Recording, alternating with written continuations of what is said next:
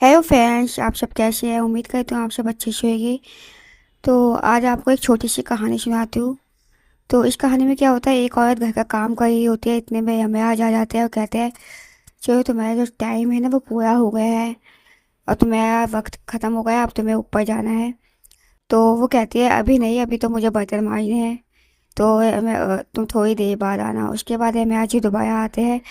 वो कहते हैं चलो तुम्हारा टाइम अब मेरे पास बिल्कुल भी टाइम नहीं है, अब तुम्हें जाना ही होगा। तो कहती है अभी तक मेरे बच्चे स्कूल से ही नहीं आए हैं, मुझे उनको खाना बना के देना है। ऊपर छत पर मैंने गेहूँ सुखाया किया है, उसको सुखा के मुझे पिसवाना है ताकि घर में आटा खत्म हो गया है तो घर में आटा हो। और अभी तक मैंने घर की सफाई भी नहीं की है। और इतना सारा ये काम है वो काम है, तो मैं जब तक काम खत्म नहीं होगा मैं कैसे जा सकती हूँ।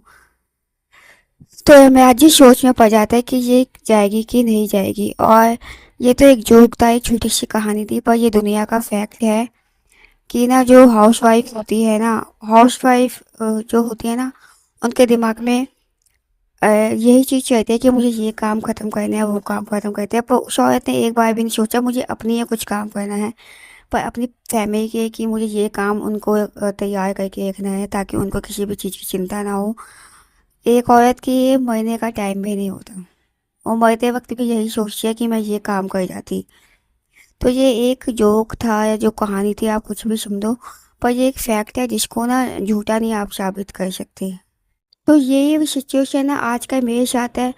आप लोगों को पता है मेरा जो दिमाग है कुछ ज़्यादा ही सोचती हूँ मैं। मैंने आपको पहले ही बताया मेरा दिमाग है ना बहुत ज़्यादा, मैं सोचती हूँ, बहुत ज़्यादा थिंकिंग है। ये करना है वो करना है।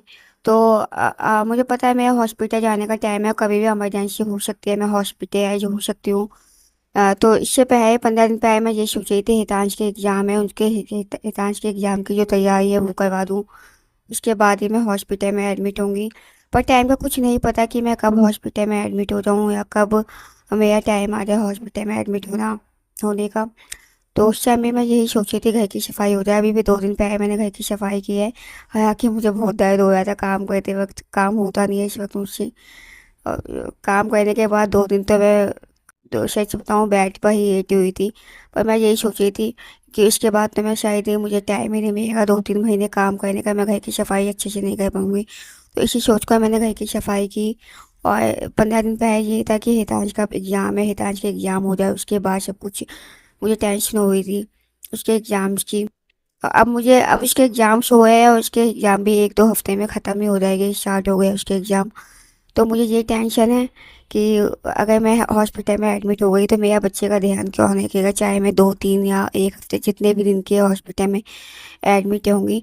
तो जो मेरी टेंशन है ना वो हितांश को लेकर ज़्यादा होती है, वो ख़त्म नहीं होती। और जैसे मैं टिपिकल हाउस वाइफ हूँ, मुझे लगता है हर एक हाउस वाइफ है वो मेरी इस बात से सहमत करेगी कि उन्हें अपने से ज़्यादा ना अपनी फैमिली वालों का या मुझे नहीं ऐसा लगता कोई शाम ये सोचती होगी कि मैं अपना मेकअप करवा लूँ या मैं अपनी शॉपिंग ख़त्म कर दूँ या मुझे इधर जाना है। वो अपने परिवार के कि मुझे फैमिली के ये काम ख़त्म करने हैं।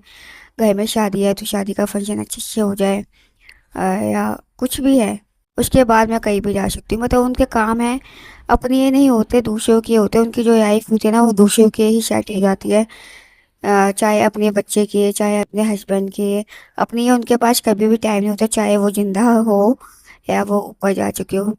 हमेशा हर एक हाउस वाइफ जो टिपिकल होगी ना वो अपनी फैमिली के बारे को, अपनी फैमिली का हक ज़्यादा रखती है। तो अगर आपको लगता है कि मेरी जो सोच है, मुझे पता है कभी कभी मुझे गुस्सा आता है अपने ऊपर, अपने आप को देखती हूँ कि शादी से पहले मैं कैसी थी, शादी के बाद अब कब वो हाउस वाइफ है ना, जो है क्या होती है ना वो शादी के बाद ज़्यादातर अपनी जो चीज़ें है ना वो छोड़ देती है। खुश है ना, कितने तो खुश भी नहीं रह पाते हैं। तो ऐसा नहीं होना चाहिए, सबको अपनी खुशी जो अपना टाइम है, अपना जो क्वालिटी टाइम है अपने आप को देना चाहिए। जब तक हम अपने आप को खुश नहीं रखेंगे हम दूसरों को खुश नहीं रख सकते हैं। तो हालांकि एक टाइम ऐसा था मैं भी डिप्रेशन में के टाइम से निकली हूँ, निकल चुकी हूँ। और होता भी है घर फैमिली में, चाहे कोई भी हो, चाहे आप किसी भी एज की वूमेन है, चाहे आप 25 की है, चाहे 35 की है, चाहे 50 की है, चाहे 75 की है, सबको अपनी फैमिली की चिंता रहती है। पर मुझे लगता है सबको अपनी लाइफ जीनी चाहिए, क्योंकि आप कितना भी करो, पर अपने लिए कुछ नहीं कर सकोगे तो मुझे नहीं लगता आप दूसरों को खुश रख सकते हो। हम शायद इन पर काम करते हैं दूसरों को खुश करने में लगे रहते हैं पर अपने बारे में नहीं सोचते। तो कभी कभी आपको अपने बारे में भी सोचना चाहिए, जहाँ पे आपको जाना पसंद है वहाँ पे जाइए। चाहे आप पूरे हफ्ते ना पर एक हफ्ते में 1 घंटा तो ऐसा कर ही सकते हैं। मुझे पता है किसी के पास आज के टाइम पर टाइम नहीं होता। जो हस्बैंड्स होते हैं चाहे फैमिली मेम्बर होते हैं वो अपनी टाइम निकाल लेते हैं, पर वुमेन्स अपनी टाइम नहीं निकाल पाती। तो छोटी सी थिंकिंग थी, छोटी सी सोच थी जो मैं आज सोच रही थी, क्योंकि मैंने जोक देखा था। जोक पढ़ा था आज भी कि हाउस वाइफ के पास अपनी टाइम नहीं है, बाकी सबके टाइम है, यहाँ तक कि मरने का टाइम भी नहीं है। तो आज की छोटी सी वीडियो पसंद आई तो मेरी वीडियो को शेयर करना, चैनल को लाइक करना, चैनल को सब्सक्राइब करना और अच्छे से कमेंट करना कि आपको इसमें क्या बात अच्छी लगी या क्या बात आपको अच्छी नहीं लगी। तो कल मैं किसी टॉपिक के साथ या किसी अपने थिंकिंग के साथ दोबारा आपको मिलूंगी।